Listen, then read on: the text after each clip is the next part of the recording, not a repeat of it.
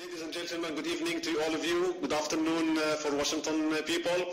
And allow me first of all to thank Carnegie Institute for giving me this opportunity and to express some ideas, to exchange some thoughts, and to benefit from your research and your ideas.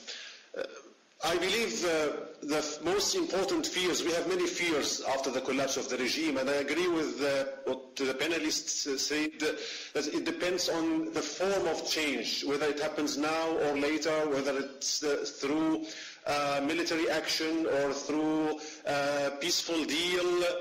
Well, but the top and I believe the worst fear would be anarchy. In terms of finding jobs for these fighters on both sides, with the regime and against the regime. In some of my writings, I warned people, the rebels, people in the uprising, I said revolution is not a profession. It is a need. It is a necessity now that people joined the uprising. So these people must find jobs after the uprising. Their jobs shouldn't be carrying arms and continue the fight. This is one important, I believe, problem we're going to face. The same and worst probably is with the fighters with the regime. Those who are committing these crimes, where will they find themselves? Will they adapt themselves in a new profession? The regime helped creating these squads of people who seek only to kill others, to take revenge from society. As for minorities and the fragmented society, I don't have such fears or big fears, because I believe in the healing power which the Syrian people have. I believe in the harmony, in the social tissues between all people in Syria, including Muslims, Sunni Muslims and Alawites. And of course, not to speak about the relationship between Muslims and Christians. I don't have any fear of revenge or any fear of, let's say, discrimination against minorities. There are on both sides wise people, especially in the Alawite minority, and we listen to them and we respect them, siding with the opposition now, denouncing the atrocities that the regime is committing. And these voices will be heard and will be the leading voices in the future after the collapse of the regime. So what we need is a way to establish law. We fear lawlessness and anarchy after the regime, which would probably reflect in gangs going around, robbing homes, banks. There will be less security or no security. And we need, in this regard, we need the government to have really good police system, good, let's say the Free Syrian Army or the Syrian Army. I don't like the free word. You know, we have one army and it is all for Syrian, it is all national, which will unite after the collapse of the regime to establish law in the country. The victims of such gangs or such anarchy will be Muslims, Christians, Sunnis, Alawites, Duruz, all will be victims of lawlessness. Thank you. There is always a marginal minority which would go to an extreme. I agree with what was said. The jihadis or the rebels who build their struggle on a theological ideology are marginal. The uprising of the Syrian people is not a religious one, and we made sure as religious people from the beginning that the uprising is against oppression, not against a sect, in all of our statements or fatwas. We didn't encourage people to rise against the Alawites or against a certain ideology or a certain, let's say, sect. We based our uprising on oppression. This is the reason. And we suffered all. I believe Alawites, especially the poor class in the Alawite villages, suffered a lot. They were marginalized by the Assad gang. The same also for the Duruz, who suffered a lot, especially in the army, and were sacked off from the army. The Christians, in a way or another, suffered. Many of them fled out of the country to Scandinavia and other countries. So there is a suffering between all of the Syrian people, shared, common. Of course, Sunnis suffered most. And we agree on this. I don't think anyone would argue against this.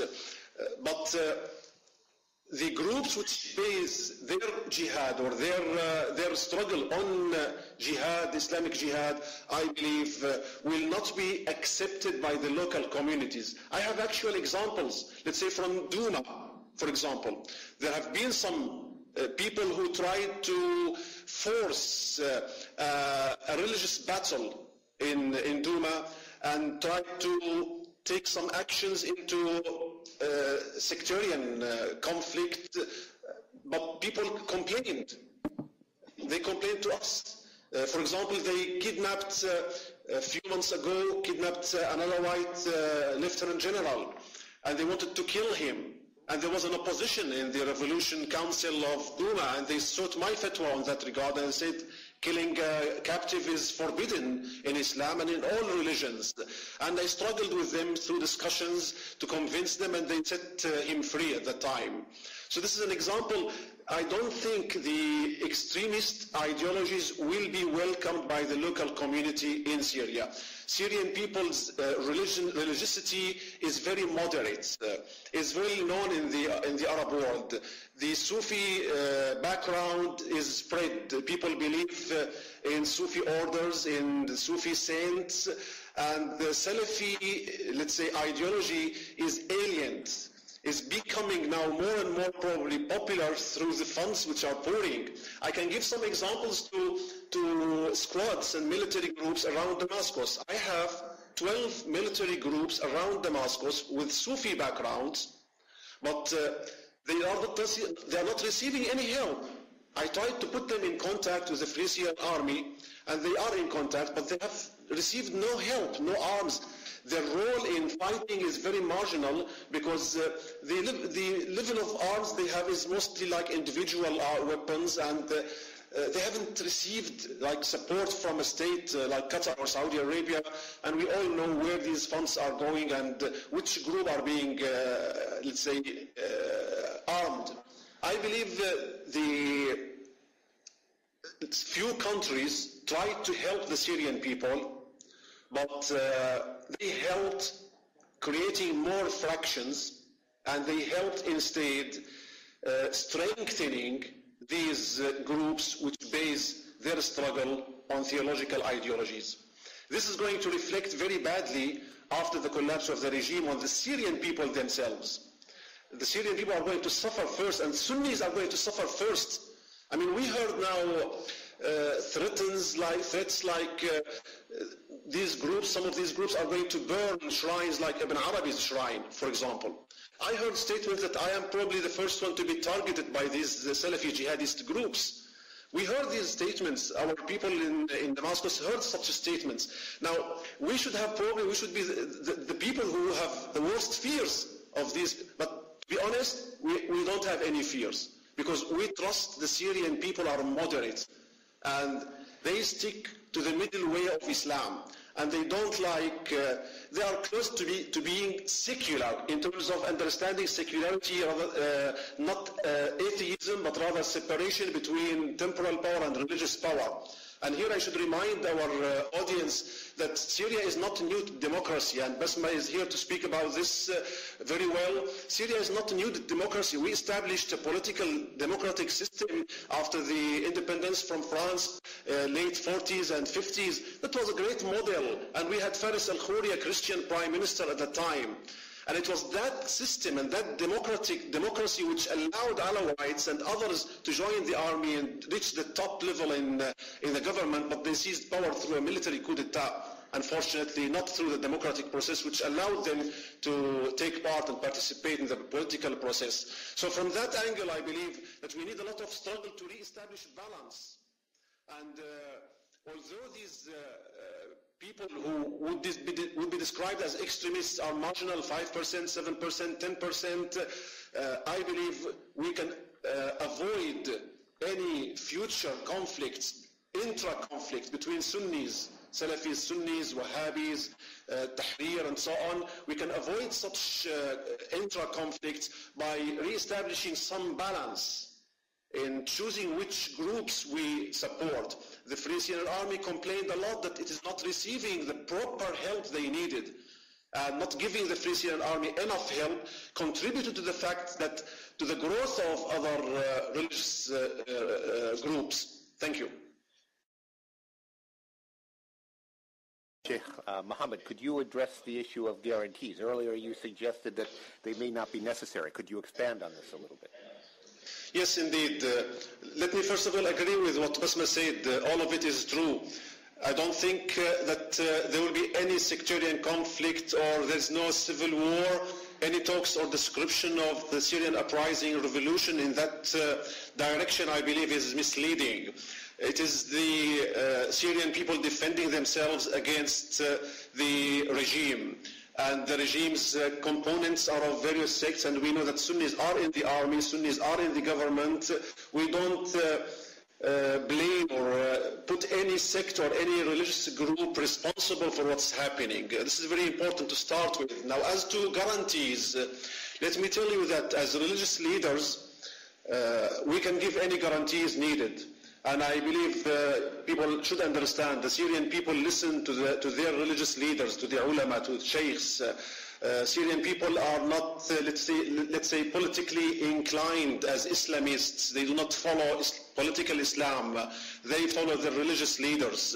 And religious leaders, especially in the mid-1900s, especially in 1866, religious leaders and great muftis such as Abdul Qadir al-Jazairi, Prince Abdul Qadir, Mufti Mahmoud Hamzawi, for example, played a very important role in the protection of the Christian minority in Damascus itself at the time. And they will be ready to play a similar role if, God forbid, anything is going to happen. I believe the best guarantee that anyone could get, Christian or Alawite or from the Druze community, is joining the uprising. Now, we all witnessed last year in April when people in Homs carried the cross in their demonstrations. They carried the cross in honor of the Christians. And just, I know you are aware all, but for the audience, to make them aware of what's going on, we have many young Christians who are joining the uprising, sometimes praying in mosques, attending Friday sermons, and joining the uprising. Several of them have been martyrs. And I should point out to a letter written by a group of Christian youth to the Vatican, threatening that if the Vatican does not exert enough pressure on their clergymen, they would convert to Islam. Imagine. So I would say here that why not some Western government exert some pressure on the Christian clergymen. I understand if the Orthodox Church, which is affiliated to Russia, if it is willing to go to the end in support of the regime. But I do not understand why the Catholic Church, for example, and its clergymen are supporting the regime with their ties with the Vatican, for example. So here we need to actually have some pressure on these people, maybe give them some courage, maybe they don't have enough courage, maybe they need guarantees from Western government, maybe they need safety in order to speak freely against the regime. Because the moment you get the Christian clergyman speaking against the regime, you will see people in the streets, Sunni Muslims, carrying a priest on their shoulders and shouting, live Christianity and live priest, and they carry the cross and they honor Christianity. So this is very important to notice also, that their participation in the uprising is very determinal to their future. Sometimes we cannot stop the masses, and we don't claim that we control the masses. We have seen it in the uprising. The masses are not controlled by the opposition leaders outside Syria. They are leading themselves. They are trying to make their own future. But as religious leaders, we can give any guarantees needed. I suggested recently in a dialogue conference in Denmark, inviting some religious leaders from all groups, Christian, Alawite, Druze, and some Sunni religious leaders to have a dialogue and issue a historical statement which guarantees the future of mutual understanding and equal rights and respect between all religious groups in Syria. Thank you. mentioning the example of Baba Amr and the other Alawite neighborhoods in Homs, bring, for example, the example of Aleppo. You have Halab al-Jadida and many other quarters in Aleppo which have not been harmed, and there was no bomb and no explosion at all. So it's not actually sectarian. It is the regime just behind its people. Now it's very natural that the areas supporting the regime that would flourish, whether they are Sunnis or Alawites or whatever they are, because they have not joined the revolution, because they have not supported the uprising, because of various reasons. I don't think there's a sectarian conflict, because sectarian conflict involves two parties. Now what you're looking at is, you're looking at the regime's atrocities against Sunnis and considering it a sectarian war. Now a sectarian war involves both sides, revenge from both sides. Sunnis are not after Alawites. I think we should highlight this fact. Sunnis in the uprising, in the Free Syrian Army, in all of these military groups, Syrians are not after the Alawites, whether in the army or outside the army. They are after the people who are oppressing them, whether they are Alawites or Sunnis. Thank you. Sheikh Muhammad, let's turn to you next. Yes, please. I would like to answer the first question on the Sufi contribution to the uprising. I would say that most Sufi leaders and Sufi orders are against the regime, and many of them joined the uprising. I should highlight the fact that 600 imams, many of them Sufis, I'm not talking here about Muslim Brotherhood or Salafis, 600 imams have been arrested. Over 20 imams and Sufi leaders from the Qadiri, Rifa'i, Naqshbandi and Shadhili orders have been killed, martyred by the regime, and several imams and Sufi leaders are in prison now. I have received several requests from top Sufi sheikhs in Damascus and other cities, few other cities, to help them escape outside Syria. And they are ready. But apart from these big figures, the second level leaders and most of the sheikhs with the age of 40 and 30 in these Sufi groups have joined the uprising. This is number one. Number two, to speak about the Muslims Brotherhood, I believe it takes almost another panel or a lecture on the differences between us. I would say we represent the way of the ulama, which represent Islam and Sunni Islam. Muslims Brotherhood represent a political ideology within Islam which uses Sufism or Salafism or whatever it finds suitable to reach its goal. We represent Islam as a religion, we represent its legacy, its civilization, its harmony as religious leaders known as the ulama, and we represent this way of the ulama. The ulama in the past played very important role, and most of these ulamas have been or were Sufi leaders. I should highlight here the role of the League of the Ulama in the 50s and 60s of the past century in the contribution to the democratic process in Syria.